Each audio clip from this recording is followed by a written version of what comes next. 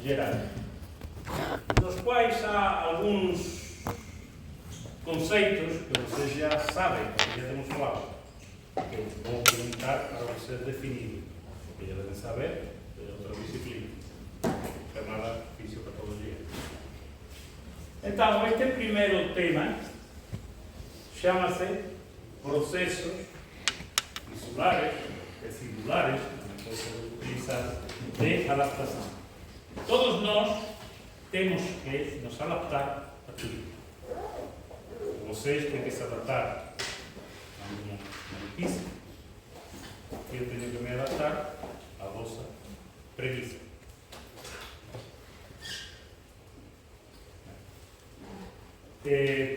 Perante estas circunstâncias, o nosso corpo, nesse conceito de homeostasia, não sei se ouviram falar alguma vez disso, homeostasia. Já ouviram falar? Algum brilhante professor que já explicou. Neste processo de homeostasia, que seria mais ou menos, não sei porque venho sempre para aqui, posso ir também para aquele lado, seria mais ou menos um processo de adaptação. Está bem? E qual é o conceito de adaptação celular? Já devem saber o que é uma célula. A célula constitui um tecido, um órgão. Não gosto de ser interrompido porque eu estou a falar. Santinho. Brincar. Então, adaptação celular. Definição muito importante. Chama-se adaptação celular àquela alteração ou alterações, no plural, tanto faz, que ocorrem, que acontecem nas células, por ende, nos tecidos, e em resposta a um estímulo prolongado ou agressão crônica. Então, palavras-chave: alterações, resposta de uma agressão crônica. Está bem? Sim? E esta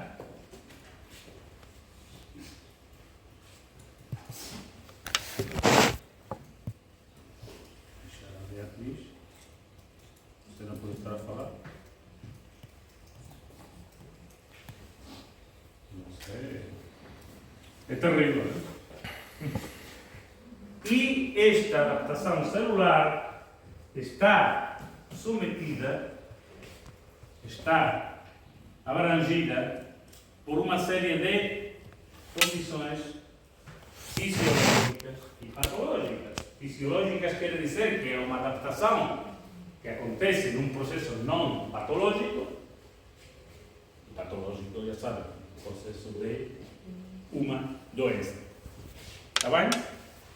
Quando quiserem perguntar, perguntem, à vontade. Não fiquem aí caladinhos. Perguntem, qualquer coisa.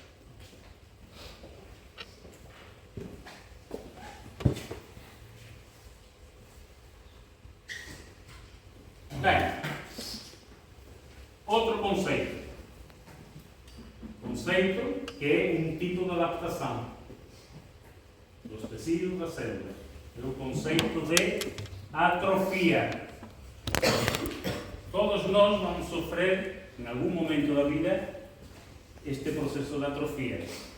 Eu, que já tenho muita mais idade que vocês, já senti esta atrofia que está acontecendo no meu cérebro. Está bem? Atrofia. Redução do tamanho das células, tecidos, órgãos. Células constituem-se em tecidos, os tecidos estruturam-se em órgãos. Está bem? Quando pode acontecer ou por que pode acontecer esta atrofia? Por exemplo, por não utilização de qualquer tecido ou órgão. Aquilo que se chama desuso. Não utilização. Isto, no processo evolutivo das espécies, acontece com alguma frequência. Mas, claro, aí já estamos a falar de processos muito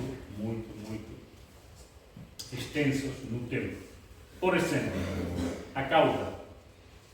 Nós tínhamos primatas, os nossos antepassados, os homínidos. Tinha no início uma cauda porque servia para subir as árvores. Quando já deixamos de subir as árvores, ainda bem, porque eu nem conseguia subir, claro. Se tivesse que subir uma árvore, os leões já acabavam comigo. Quando se deixou de subir as árvores, o que aconteceu? Durante muitos anos, essa cauda deixou de ser utilizada e sofreu um processo de atrofia por desuso, por não utilização.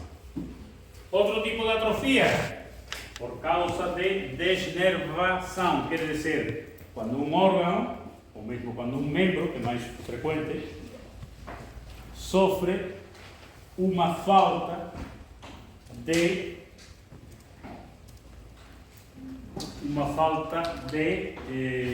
estímulo neural.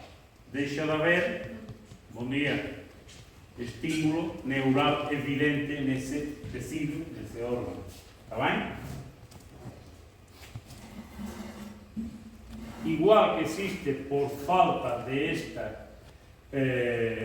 deste estímulo neural, quando não há ligação dos nervos, também acontece quando existe uma diminuição do fluxo sanguíneo, aquilo que se chama hipoperfusão sanguínea, diminuição do fluxo sanguíneo.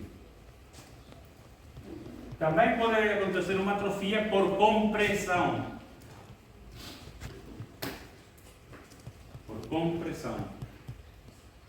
Neste caso, normalmente esta atrofia está relacionada também com processos de outro tipo, como hipoperfusão sanguínea e outros.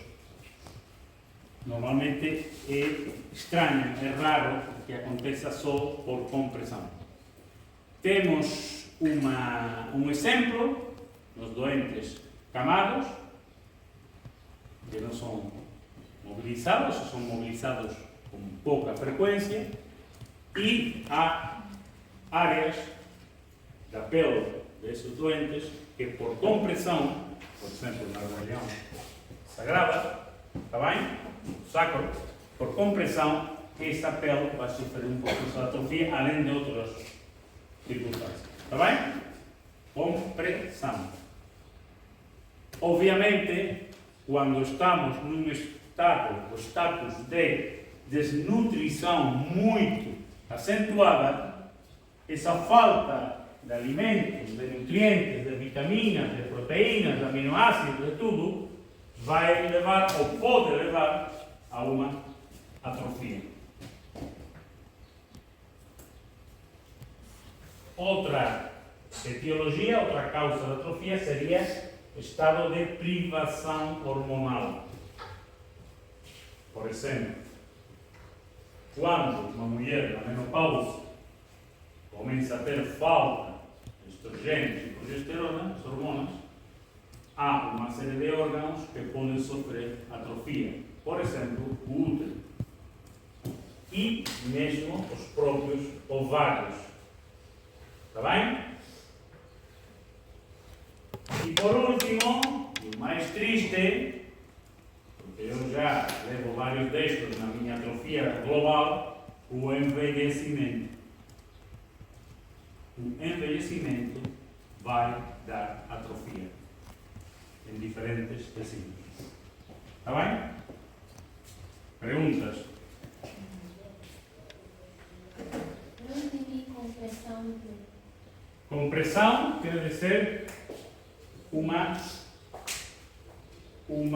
situação na qual um dos nossos tecidos, órgãos, sofre uma pressão, chama-se compressão, mas é uma pressão aumentada na área desse órgão, ou por exemplo na pele. Eu expliquei, quando um doente está acamado e não se consegue mobilizar ele sozinho, tem que ser mobilizado, para também colchões, deixos ali mais para ajudar que não apareçam estas feridas na pele.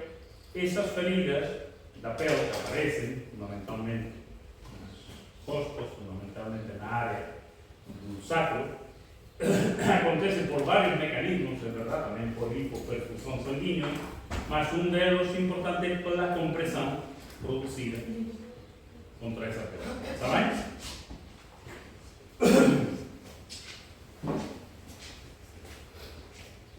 Mais perguntas?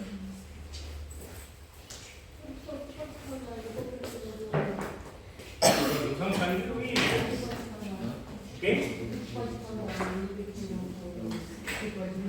O que é que acontece numa perfusão sanguínea é uma ausência ou diminuição do fluxo do sangue. Por exemplo, quando há uma diminuição. Bom dia, Castillejo. Bom dia. Quando há uma diminuição do fluxo sanguíneo, por exemplo, num rim, pode ser por vários motivos, mesmo por uma estenose da artéria renal, porque estamos a falar. Isto é interessante. Era uma pergunta boa. Pronto. Hipoperfusão sanguínea. Em que estrutura vascular acontece? Quer dizer, para haver uma hipoperfusão sanguínea num órgão, por exemplo, que vaso tem que ser atingido? Que tipo de vaso?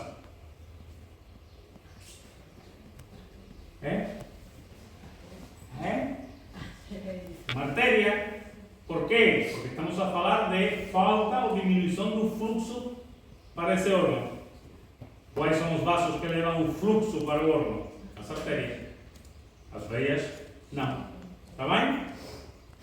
Então, artéria renal, por qualquer alteração, uma aterosclerose, qualquer alteração, vai provocar uma diminuição desse fluxo sanguíneo para o rim.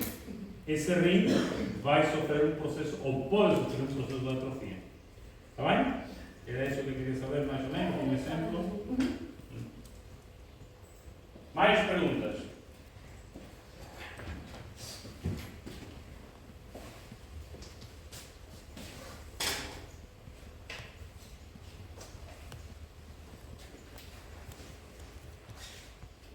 Dentro destas atrofias, igual que colocamos no primeiro slide, no conceito de atrofia, falávamos da adaptação, que havia adaptações fisiológicas, adaptações patológicas, tudo isso. Dentro da atrofia acontece isso. Então, que atrofias fisiológicas, quer dizer, sem haver um processo de doença, podemos ter no nosso organismo? Por exemplo, quando somos embriões, ou quando somos fetos, a partir de quantas semanas passa de ser embrião para feto?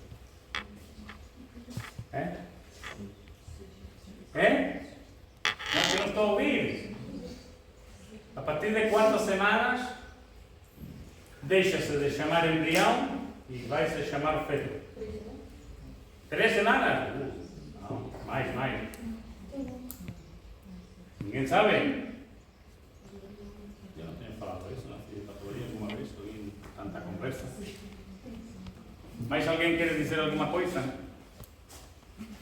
Eu vou começar a dar pontos por participar nas aulas. Podem dizer à vontade.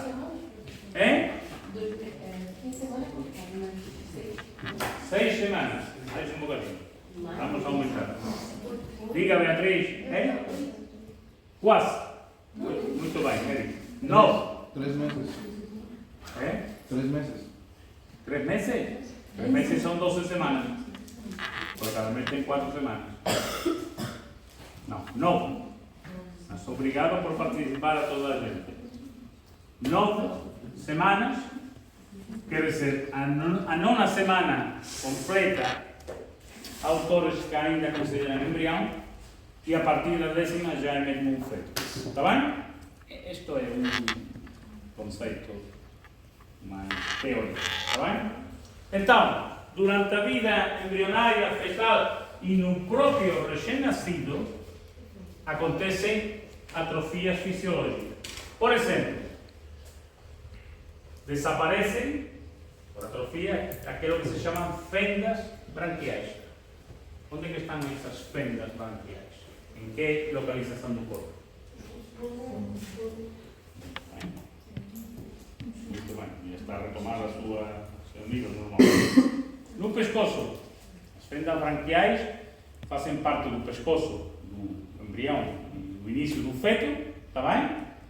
Servem para uma série de aparecimento de estruturas, de órgãos e de tecidos e desaparecem. Está bem? Desaparecem durante a vida fetal. O canal tiro-glosso. Onde é que está esse canal? É fácil. Com o nome que tem é fácil de dizer. Que estrutura está ligada? Tiroides com glosso. Que é glosso? Quem falou? Muito bem. Língua. Quando dizemos macroglossia, é uma língua grande. Acontece, por exemplo, o síndrome de Down. Glosso é língua. Então, o canal tireoglosso é um canal que existe desde a base da língua até a tiroide, por causa da migração das próprias células tiroideas. Isso desaparece durante a vida intrauterina. Está bem? Obrigado, Érica. Muito bem. Dois tipos de ductos, chamados mulleriano e wolffiano. Que são esses ductos? Alguém sabe? Ductos mullerianos e wolffianos. São ductos que vão dar origem a estruturas fundamentalmente ginecológicas. Acontecem mais na mulher. Está bem? E também desaparecem durante a vida embrionária e fetal, intrauterina. E por último, ductus arteriosos, o canal arterial. Que é esse canal? Que é esse ductus? Ductus arteriosos, canal arterial, que vai desaparecer mesmo na altura do nascimento. Quando se nasce, e o recém-nascido sai fora do útero, desaparece. Que é essa estrutura? Cordão umbilical. Não. Obrigado, mas não. Está um bocadinho mais para cima. Do umbigo para cima. Mais. O ducto, também nunca ouviram falar do ducto arterioso?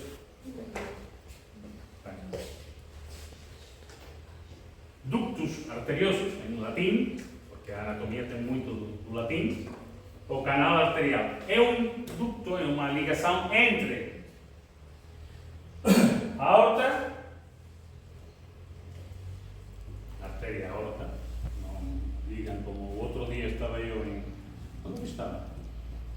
Ah, em Ayamonte. Sim, estava em Ayamonte a comprar no supermercado, encontrei lá uma senhora, uma amiga minha, e falou de...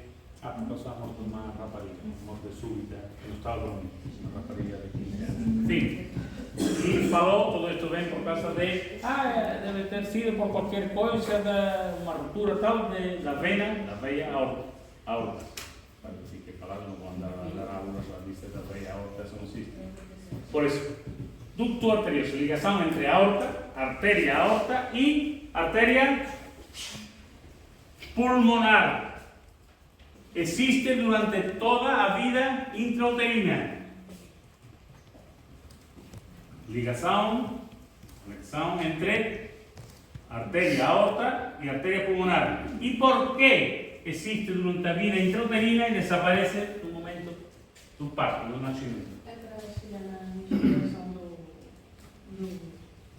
bebê, eu acho. Tem relação com essas coisas. Por quê?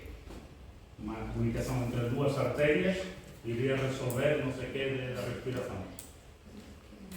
Os pulmões estão ativos no feto? Não. Está bem? Porque o feto vai respirar, entre aspas, através da placenta. Está bem? Então, se esse circuito arterial menor, da circulação pulmonar, não está ativo como tal, tem que haver uma ligação entre um lado do coração e outro lado do coração, que normalmente é feito pela circulação pulmonar. Está bem? É verdade que também há comunicações interventriculares fisiológicas para a passagem do sangue. Está bem? Mas este ductus arteriosos é importante para auxiliar nesse passo do sangue arterial e o sangue venoso. Está bem? Sim? Pronto. Tem que saber que é uma comunicação entre a artéria aorta, a artéria pulmonar, para ultrapassar essa falta de circulação pulmonar ativa. Sim? Então vamos andar agora a dar uma aula de fetopatologia, que eu dava no segundo ano, o ano passado, no primeiro ano. Está bem? Ficou isto claro? Foi confuso? Eu não me expliquei bem? O meu português está cada dia pior? Isso está bem por aí. Não é motivo de pensar. Bom dia! Cristian Lopes. Sim, perguntas.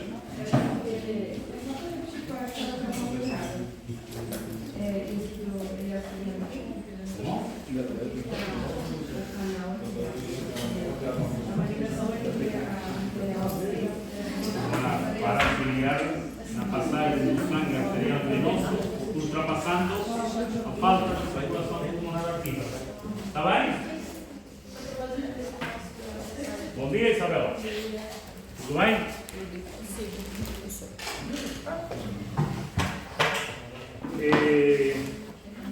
Já sabe, porque eu já sei a data do exame de estatuto. É dia 9 de março. Está bem? Não sei se você, eu acho que não tem que escrever, não sei. Inscrever, não sei se... Ah, já se inscreveu?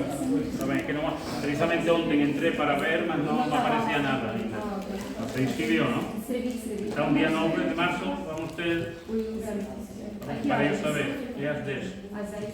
É uma quinta-feira, às 10, porque depois da aula. Mas vai ser uma coisa rápida, porque não posso estar muito tempo. Eu estava confiado que iria aprovar e pronto. Bem, deixa-me só confirmar aqui, dia 9 é uma quinta-feira, é às 10. Mas pronto, eu depois coloco na doutoria eletrônica. Está bem? Bem, mais perguntas? Não me importo de estar aqui a falar e avançar pouco a pouco. O importante é saber, ficar com os conhecimentos e aprender.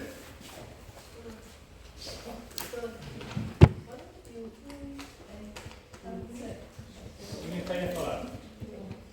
Beatriz? Vocês colocam aqui um teste auditivo para eu tentar ouvir aquilo que falam. Ductos mulleriano e wolffiano são dois tipos de ductos, estruturas embrionárias que normalmente vão dar origem a uma série de órgãos ginecológicos. Não vou dar a dizer se as trompas, os ovários, mas são ductos normalmente femininos. Está bem?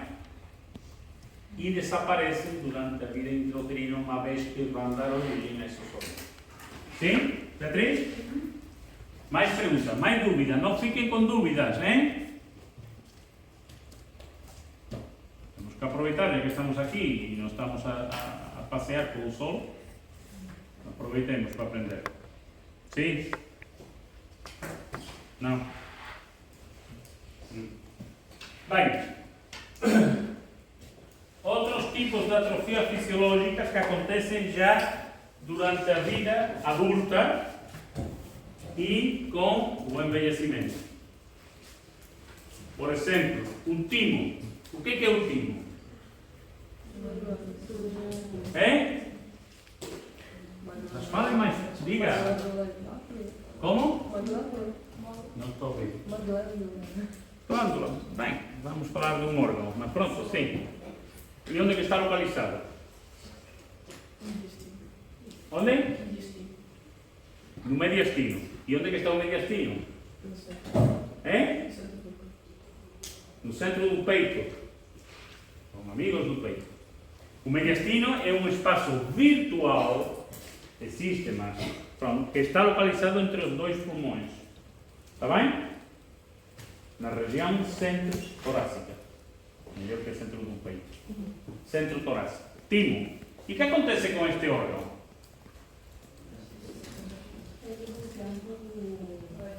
Eu estou cada dia mais surdo. Ele vai ser substituído por quem? Tecido? Adiposo? Lo que me acontece a mí también, que sou substituído por tecido adiposo. Por de no rir, para chorar. Por acaso es como más malo. No sé por qué. Bem, o timo sofre uma atrofia fisiológica, desaparece. O timo desaparece durante as primeiras décadas da vida. Com 10 anos, praticamente uma criança já não tem timo. Está bem? E para que serve o timo, então? Porque se desaparece, para que serviu durante a vida intrauterina?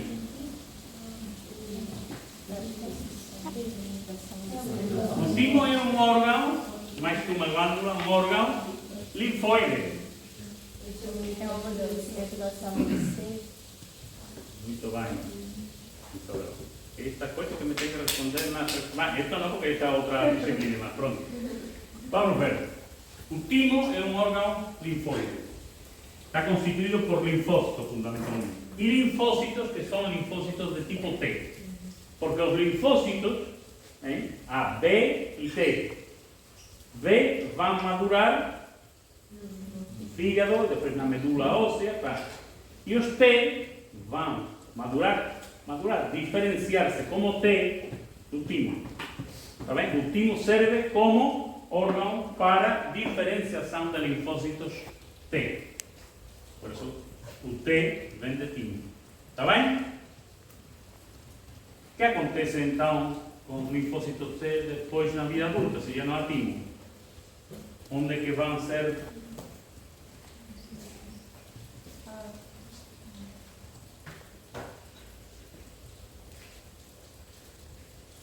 Na própria medula óssea. Está bem? Na própria medula óssea, que é o órgão hematopoético da vida adulta.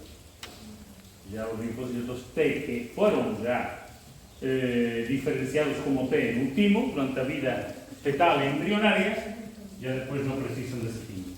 Pronto, então, exemplo muito claro de um órgão que sofre atrofia e desaparece, é o timo. Mas existem tumores do timo? Tumores. Existem neoplasia do timo? Se for uma criança, pode existir. Se tiver alguma anomalia na trajetória, pode existir. Mas são muito raras nas crianças esses tumores. Mas existem nos adultos. Aquilo que se chama timoma. Um timoma é uma neoplasia do timo, normalmente maligna, e acontece nos adultos.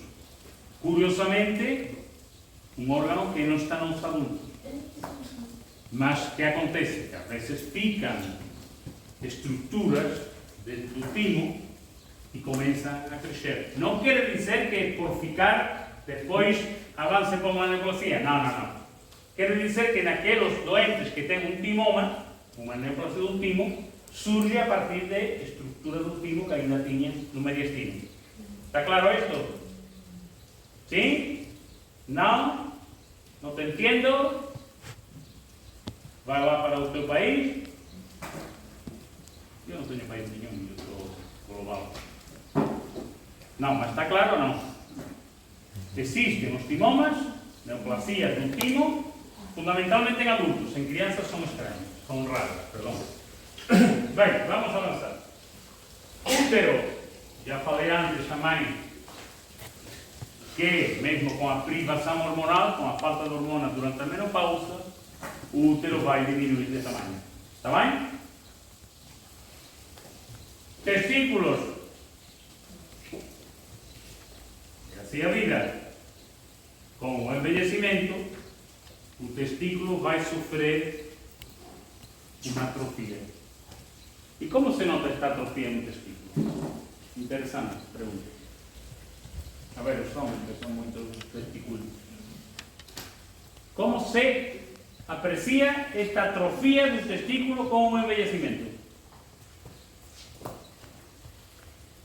Aumenta, É? aumenta. Não.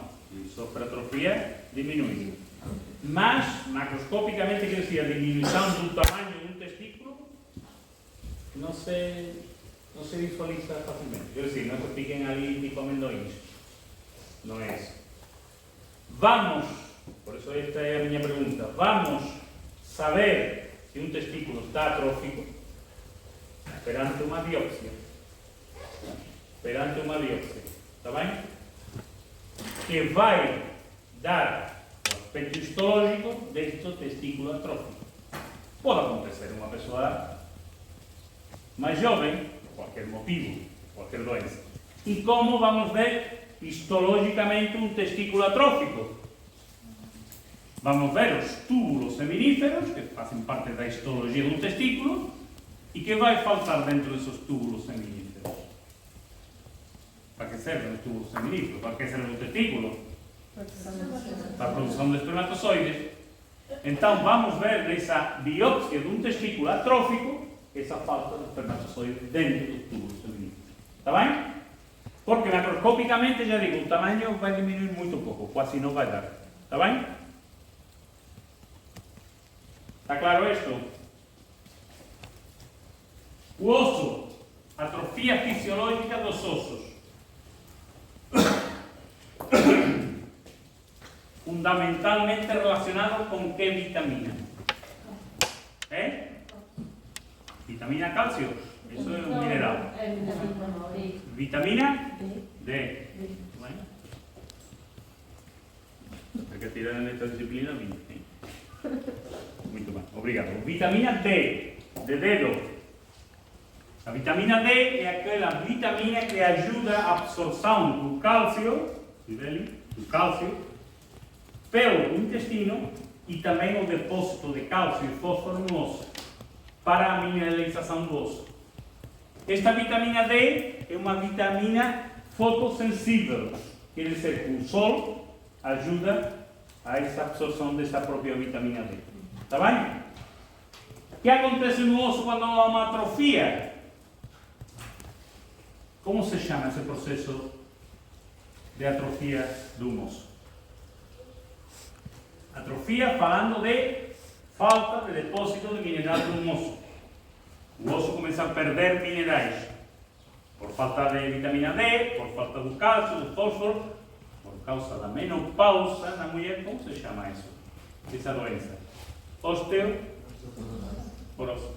Está bem? É mais frequente em mulheres porque também isto está com o envelhecimento relacionado, mas também está relacionado com as hormonas. Desculpa, osteo. Aqui não percebe. Não percebe. Ainda bem, por isso estou a brincar com isso. Osteoporose. Gengivas. O que são as gengivas? Estão os dentes, não? E, já vocês não sabiam disso, não? Mas existe, com o envelhecimento, uma atrofia, às vezes importante, destas gengivas. Pessoas mais idosas, okay? Ainda mais idoso que eu. Olha, este ano, e já estamos neste ano, 2023, vou fazer 60 anos. Está bem? Dia 1 de agosto. Aceitam-se prendas e coisas. Não. Em pessoas idosas há uma atrofia destas gengivas. E o que vai acontecer com esta atrofia das gengivas? Fácil. O que vai acontecer? Se a gengiva está atrofiada, o que está dentro da gengiva? Os dentes. E o que acontece com os dentes? Caem. Está bem? Pergunta interessante. Por que acontece queda de dentes numa pessoa idosa? Pela atrofia da gengiva. Obviamente já não vai estar dentro da frequência. E por último, o encéfalo. O encéfalo sofre uma atrofia muito importante. Muito importante. Está bem? Sim? Perguntas em relação a este slide? Perguntas? Como?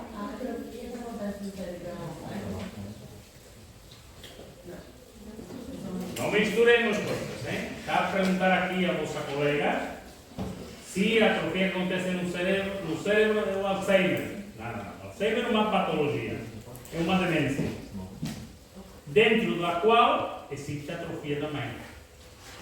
Mas uma atrofia não um Alzheimer. O Alzheimer tem atrofia. Como? Um exemplo de atrofia do cérebro? A diminuição do tamanho. E sim, é importante. Alteração da estrutura morfológica das circunvoluções do cérebro. Está bem? Eu já irei mostrar algumas. A atrofia do osso leva à osteoporose ou a atrofia do osso chama-se osteoporose? Gosto dessas perguntas porque quero dizer que andam aí a pensar e não só engolir aquilo que eu digo. A atrofia do osso é uma diminuição, fundamentalmente, da massa mineral, dos minerais do osso. Está bem? Esta atrofia do osso vai levar a uma osteoporose.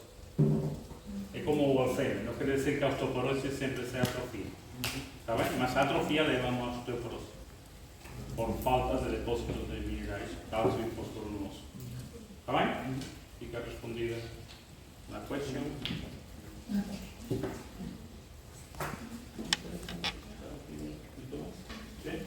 Bem, vamos continuar.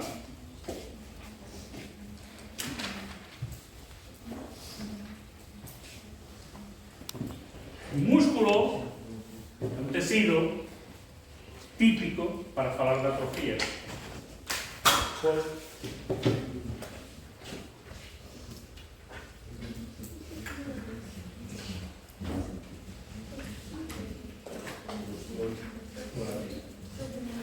O músculo é importante para falar de atrofias porque existem múltiplos tipos de atrofias musculares.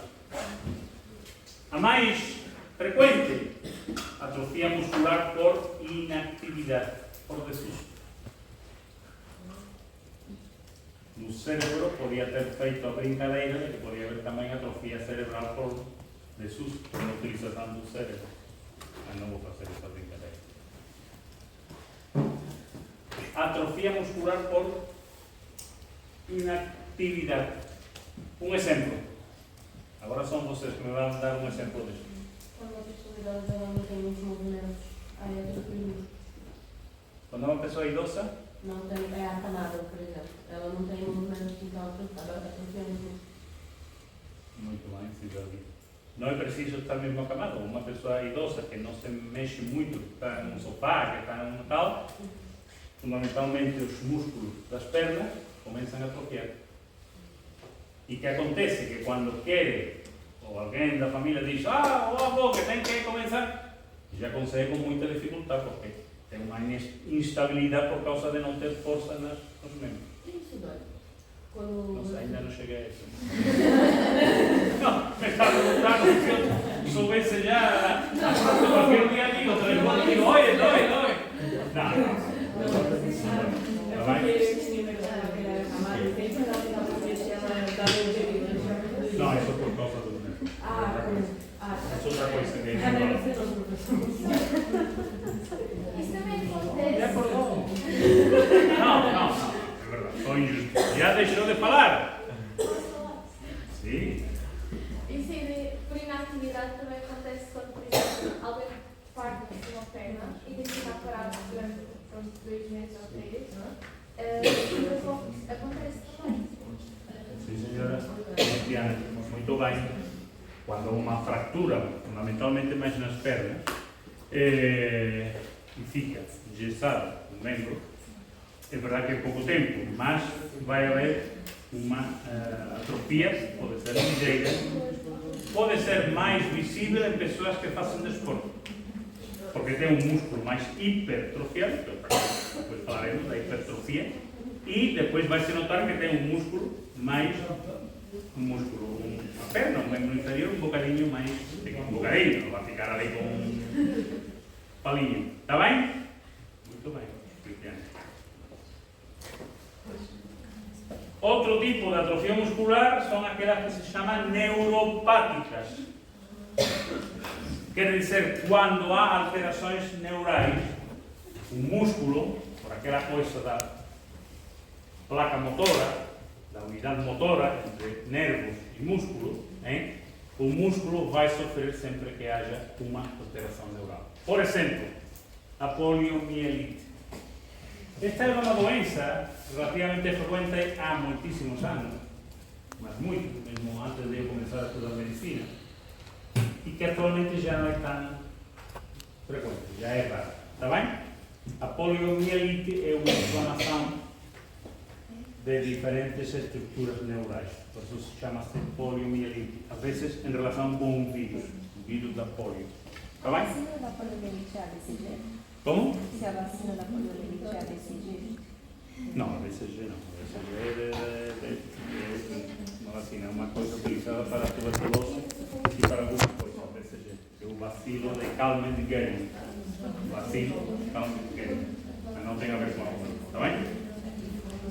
Quando existe uma secção da medula espinhal, também vai haver atrofia muscular por falta de inervação ao músculo. Secção da medula. Está bem? Doentes paraplégicos ou tetraplégicos, com secção da medula, a diferentes níveis, vão sofrer esta atrofia importante. Está bem? Ou qualquer lesão de nervos periféricos, também está aí colocado. E por último, atrofias musculares chamadas miopáticas. Quais são essas? Miopáticas. O que quer dizer miopática? Vocês já devem de começar a saber estas palavras. Mio é? É? No coração. Miomúsculo. E patos, além das aves, é patológico. Então, miopáticas é por própria patologia do músculo. Os músculos sofrem muita patologia específicas. Há miopatias de diferentes tipos. São doenças um bocadinho complexas. Está bem? Alterações miopáticas por doenças específicas do músculo. Está bem? Outra vez?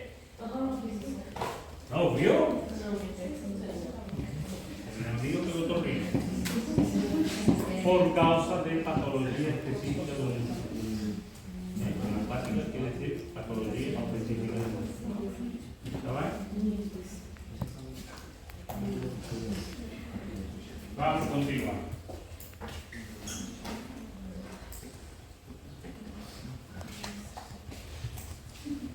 Quando existe uma nutrição deficiente, quando não há, por qualquer motivo, absorção de nutrientes, vai haver uma atrofia. Por exemplo, aquilo que se chama malnutrição, que são alterações da nutrição por falta de ingestão normal de alimentos. Vai haver alterações no tecido adiposo, logicamente, o tecido adiposo vai diminuir. Vai haver alterações intestinais e vai haver alterações do pâncreas. Está bem? Nesta malnutrição. Ainda mais, igual de triste ou mais triste são o estado de caquexia. aí caquexia, quer dizer, em doentes oncológicos já avançados. Um doente oncológico já avançado fica muito magrinho, muito fraquinho, por causa da doença oncológica. Está bem? E por que acontece isto?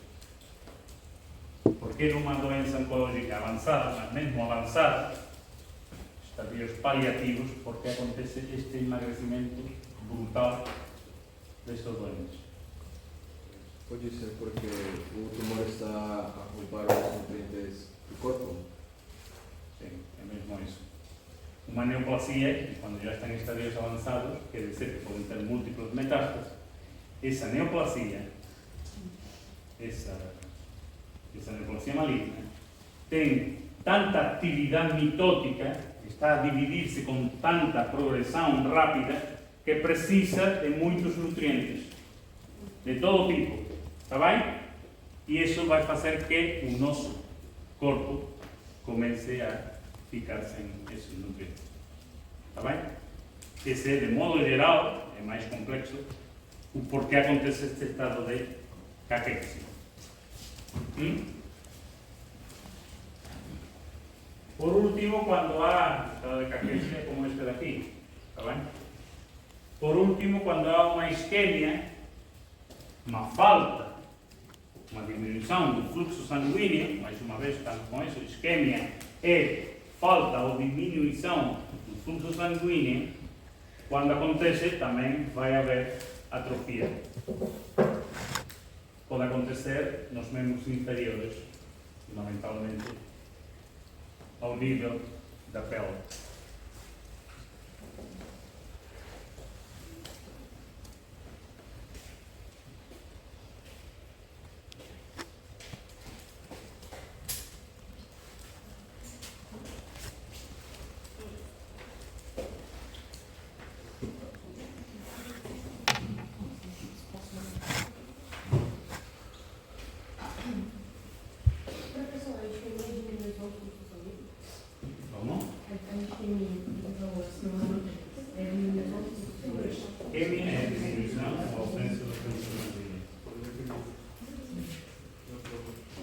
Já temos falado disto, pronto, voltamos a colocar aqui a atrofia que acontece por privação hormonal ou por uma perda do estímulo endócrino. Está bem? Por exemplo, o endométrio. O endométrio, uma mulher pós-menopáusica, deixa de ter a influência de estrogênios e progesterona, deixa de haver ciclos menstruais e o endométrio fica atrofiado. Está bem? Um típico exemplo de atrofia por falta de hormonas. Na glândula mamária, a mama também está sujeita a alterações por causa das hormonas. Quando se está na menopausa, começa a haver uma atrofia. Também não é muito evidente, mas alguma atrofia do tecido mamário. Está bem? O testículo também, é verdade que o homem é menos complexo para tudo e para isso também. Porque o homem só tem uma hormona, que está aí, a testosterona, e que continua ativa durante muito tempo, mesmo 60, 70 e até 80 anos. Pronto, pode haver uma diminuição dessa testosterona e haver uma atrofia do testículo que já temos falado. O ovário, também já falei, por causa desta ausência de estrogênio e progesterona. E na glândula suprarrenal, uma glândula que está por cima dos rins, pode haver também alguma atrofia por diminuição das hormonas que vão influenciar esta glândula suprarrenal. Está bem? Não é assim tão frequente, mas pronto. E que temos aí essa fotografia? O que é isso? Pode ser qualquer coisa, mas como definiriam esta imagem? A ver, descrição macroscópica dessa imagem. Que vão ter muita coisa desta na anatomia patológica sistemática. Descrição desta.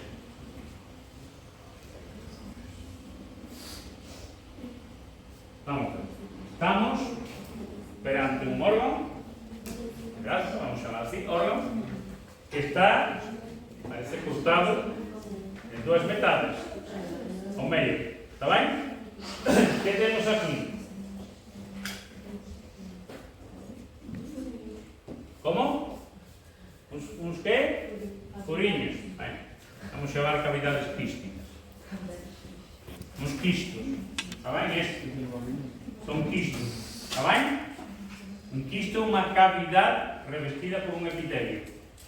Esse é um quisto. Esses furinhos. Está bem? Então temos um órgão no qual estamos a visualizar quistos que também fazem, os quistos às vezes fazem parte também de atrofias.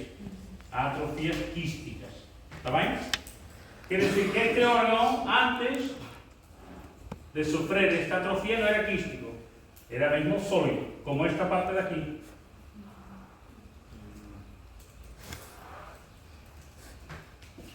Isso não é a imagem habitual, mas isso corresponde a um ovário, que não tem nada a ver com o aspecto de um ovário normal. Está bem? Mas não é patológico, é atrofio, fisiológico.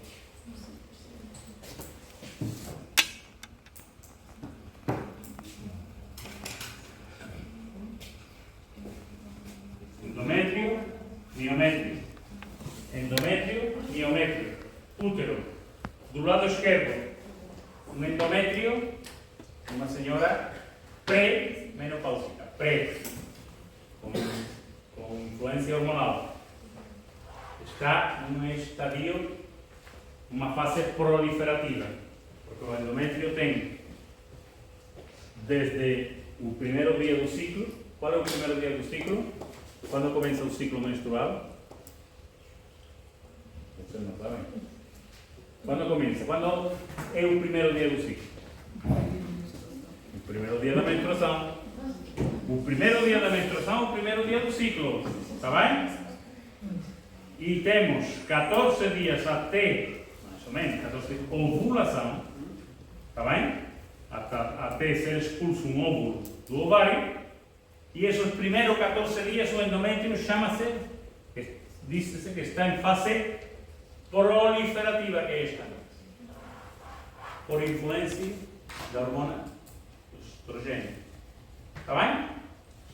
Primeiro 14 dias, fase proliferativa do endométrio, até acontecer a ovulação. E quando acontece a ovulação, o que acontece? Que os estrogênios desaparecem e começa a aumentar a progesterona. E desde esse 14 dias, ou 15, até o dia 28, mais ou menos, depende dos ciclos, nessa segunda fase, é fase secretória do endométrio. Está bem? Então, o endométrio tem uma fase proliferativa, 14 primeiros dias, e uma fase secretória, os segundos 14 dias.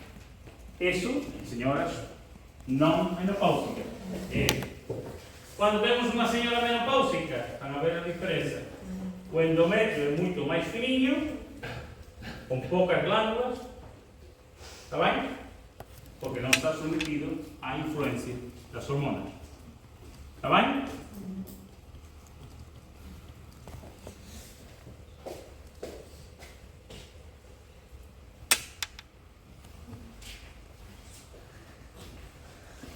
Atrofia por compressão, falámos antes.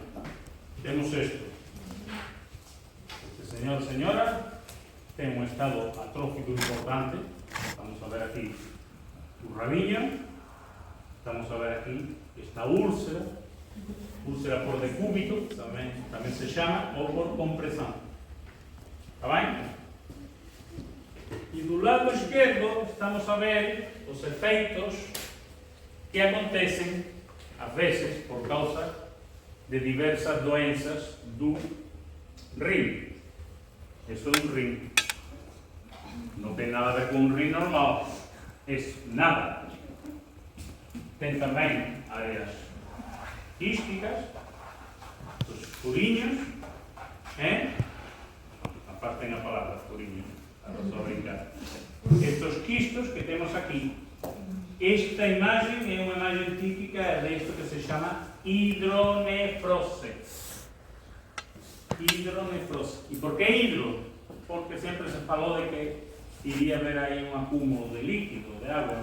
No es así, mas pronto, fico con la palabra. Hidronefrose. Puede acontecer por diversas doenças renais y puede acontecer más frecuentemente por causa de la presencia de litiase renal, de cálculos renais, de pedras no rim. ¿Está bien? Litiase, cálculo, pedras. Claro, hay que ser pedras mesmo grandes, no es una cosa mínima. ¿Está bien? Hidronefrose. ¿Y qué acontece? ¿Por qué por compresión? Porque esas pedras o otras doenças van a comprimir el tejido normal renal y comienza a aparecer estos quistos, estas cavidades que son atróficas. ¿Sí? Desculpa. O professor disse que a hidronefrose pode acontecer por cálculos renais e queimativas. No, estaba a decir que puede ser por litiase, que es igual a cálculo con pedra. La palabra Ok. médica es litiase. Son cálculos o pedras. ¿Está bien? Es lo mismo.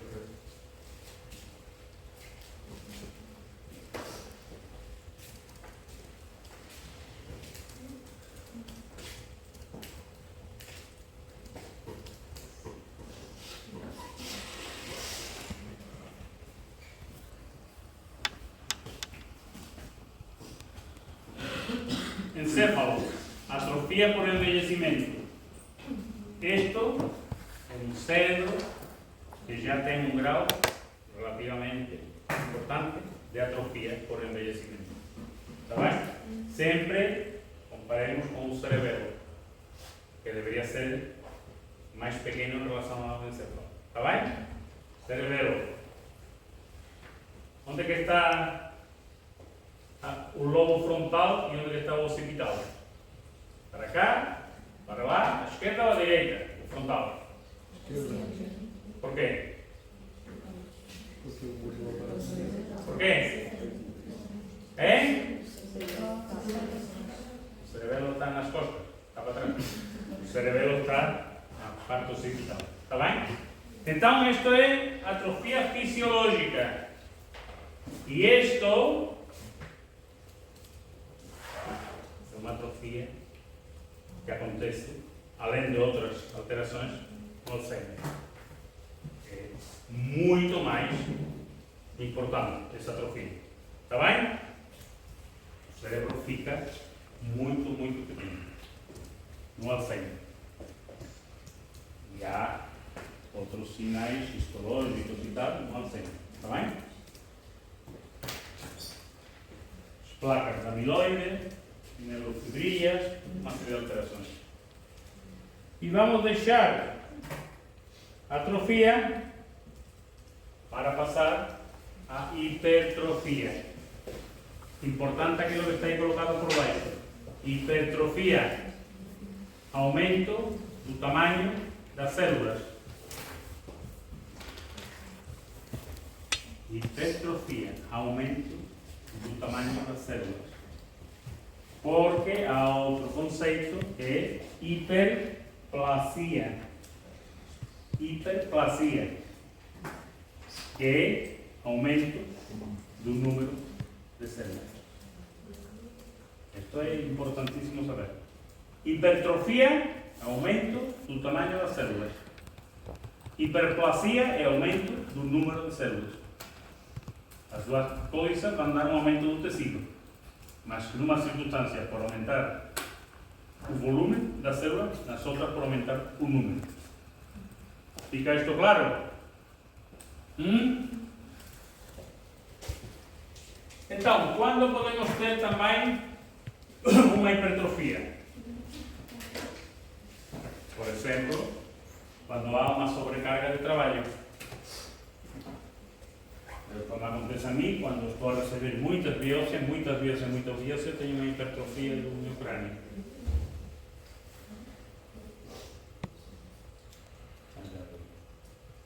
Bem, sobrecarga de trabalho vai dar uma hipertrofia do tecido. E fundamentalmente é por causa de uma compensação. Se nós temos uma sobrecarga de trabalho num tecido, qualquer, vai haver aumento do tamanho das células. Porque o aumento do tamanho das células é um processo mais rápido de adaptação que aumentar o número de células. Isso é lógico. Aumentar o tamanho das células é mais rápido que aumentar o número de células. Tem que haver estímulos para as mitoses, estímulos para o crescimento, isso é diferente. Está bem? Por isso, sobrecarga de trabalho como compensação vai dar uma hipertrofia. E ao contrário, na atrofia, quando há estímulos hormonais ou factores de crescimento, vamos ter também uma hipertrofia. Está bem? Estímulos hormonais. Por exemplo, testosterona. Adolescente. Começa a haver uma produção de testosterona no adolescente, no homem. Começa a haver, aqui sim, um aumento do tamanho dos testículos. Está bem? Além de todas as funções. Por causa desse estímulo hormonal da testosterona. A mulher tem testosterona? É? Eu acho que tem uma menor quantidade comparado com o homem. Tem, mas quê? Tem, mas em menor quantidade comparado com o homem. Obviamente é menor, porque não começam a aparecer coisas. Mas há testosterona na mulher. O homem tem estrogênio e progesterona? Também?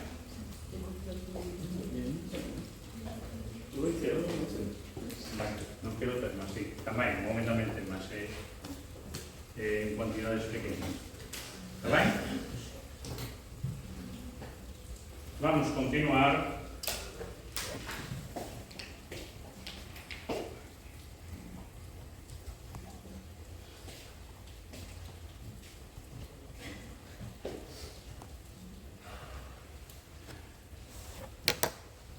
Esto mais ou menos repetir um bocadinho. Mecanismos pelos quais pode acontecer uma hipertrofia. Por exemplo, uma hipertrofia de tipo mecânico. É fácil de perceber que acontece fundamentalmente nos músculos. Está bem? Músculo esquelético e músculo cardíaco. Quando acontece no músculo cardíaco? Quando acontece? O músculo esquelético é fácil, não? Se começamos a fazer ginástica, a levantar pesos e essas coisas. Mas no cardíaco, quando acontece? Como? Um infarto? Uma hipertrofia? Não. Por taquicardia. ¿Eh? Taquicardia. ¿Ataque cardíaco? Não, taquicardia. ¿Taquicardia? ¿Aumento de frecuencia cardíaca? ¿Va a provocar una hipertrofia? No. No, puede provocar, mas no. ¿Cuándo va a haber una hipertrofia del músculo cardíaco? Por ejemplo, cuando se está realizando desporto, ¿no? Si se está realizando desporto, o corazón está a fazer batimentos mais importantes, está bem? Isso não quer dizer, como estava aqui a falar a vossa colega na taquicardia, por causa de acontecer uma taquicardia, tal, não há aumento do músculo cardíaco. Agora, quando estamos a fazer desporto, o aumento da frequência cardíaca sim vai haver, está bem? Desporto. E quando vai haver, em que circunstância, além do seu desportista, que tem um coração um bocadinho maior, quando se faz desporto, fundamentalmente mais profissional, o que vai acontecer é uma ligeira cardiomegalia, aumento do coração, por causa dessa hipertrofia do músculo cardíaco. E o que acontece com a frequência cardíaca? Diminui. Processo adaptativo também. Porque assim, uma frequência cardíaca, imaginemos de 50, em repouso, de 50, a normal é de 80, mais ou menos, quando vai fazer um esforço importante, vai atingir 120. batimentos cardíacos por minuto, cuando é muito. Se qualquer de nós começa, sin ter treino nenhum, a fazer um esforço importante, podemos chegar a quase 200 por minuto, o cual pode dar uma paragem cardíaca. Está bem? Mas em que outra circunstância pode acontecer esta hipertrofia mecânica do músculo cardíaco? Quer dizer, em que circunstância etiológica, patológica, pode haver um aumento do músculo cardíaco, uma cardiomegalia? Numa doença frequente, chamada... Muito bem. Quem falou? Pensava que era a senhora Érica. Muito bem. Sim, senhora. HTA, hipertensão arterial. Por quê? Porque na hipertensão, o músculo cardíaco tem que injectar, mandar o sangue perante um sistema de tubos, as artérias, que estão mais rígidas por causa dessa hipertensão. Então tem que fazer maior esforço. Esse maior esforço tem que ter uma compensação mecânica do músculo crescer. Está bem? Está claro? Muito bem, Erika. Hipertensão. Uma hipertrofia compensadora. Está aí claramente. Quando fazemos uma nefrectomia, o que é uma nefrectomia? ¿Qué es una nefrectomía? Nefro, rim, tomía, cortar, excisão cirúrgica do rim. Então, num estado pós uma nefrectomia, depois, unilateral, claro, unilateral também seria chato. O que acontece com o outro rim? Ele vai fazer outro rim?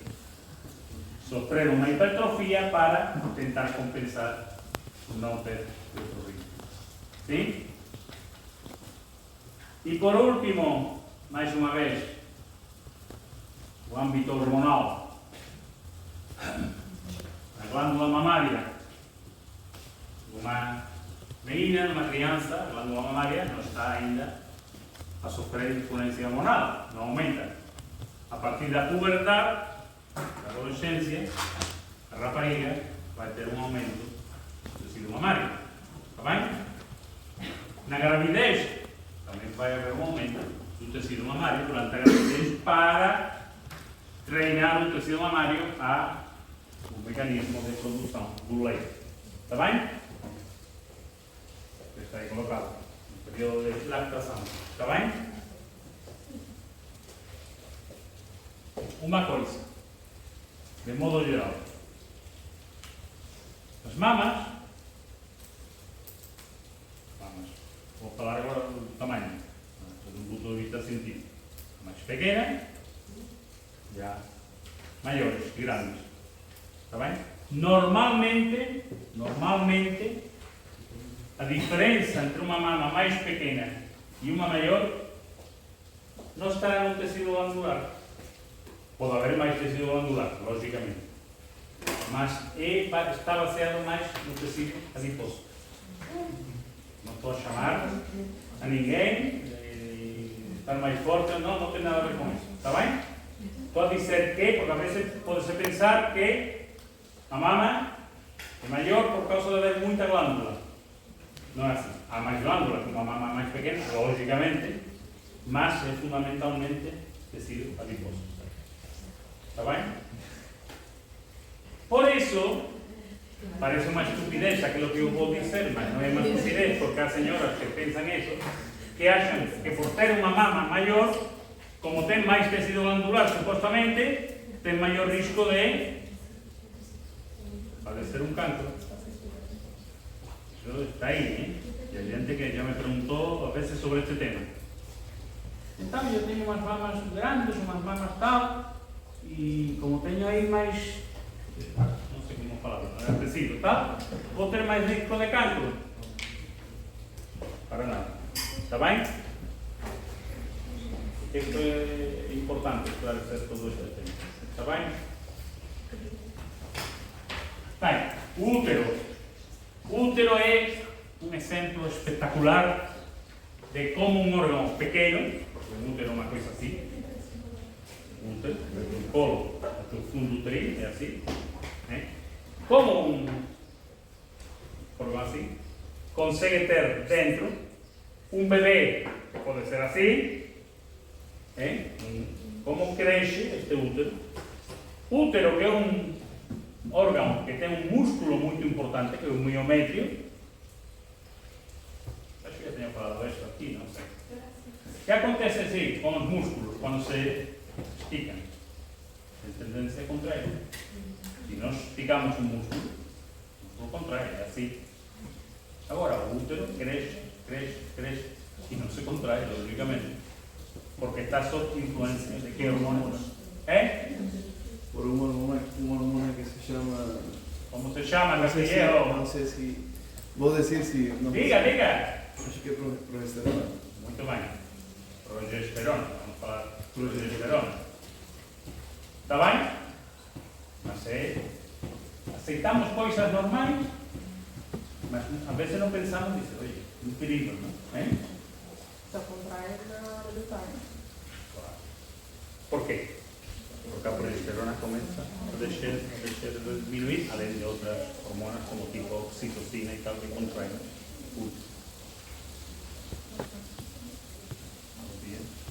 Vai para cá. Que horas são? Quase 10. Já está na nossa hora. Que toca às 10.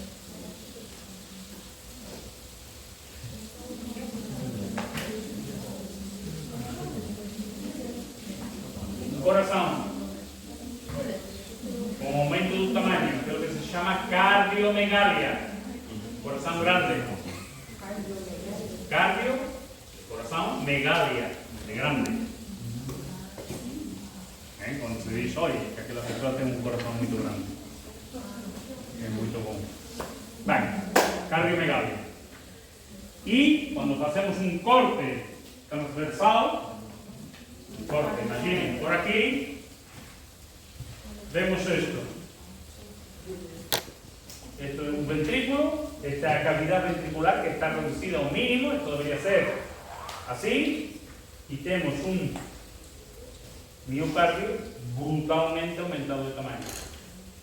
Una hipertrofia de un miocardio. ¿Por qué es esto? Tecido adiposo do pericardio. E a camada máis externa. Hipertrofia do miocardio por múltiplos motivos. Está bem? E o próximo día vamos continuar con aquilo que eu já defini, que é hiperplasia, aumento do número de células, non aumento do tamaño. Está bem? Estamos? Caros alumnos, alumnas y algunos amigos. Amigos, tengan un buen fin de semana.